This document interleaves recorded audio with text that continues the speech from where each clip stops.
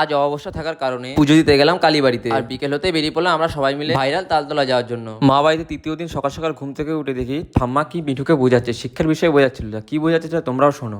এই বলেছে মিঠু তোমার নাম রাখছে রাখছে না স্কুলে যাওয়া